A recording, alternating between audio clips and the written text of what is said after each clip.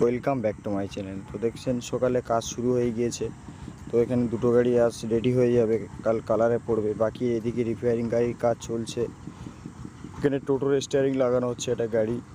এটা ছোট গাড়ির বেয়ারিংয়ের কাজ হচ্ছে। এদিকে মেশিনটা খারাপ হয়ে গেছে, মিস্ত্রি এসছে। তো ছোট গাড়ি এবারে একটা ডালার কাজ চলছে। দুটো গাড়ি আজ কমপ্লিট হয়ে যাবে, কাল কালারে পড়বে।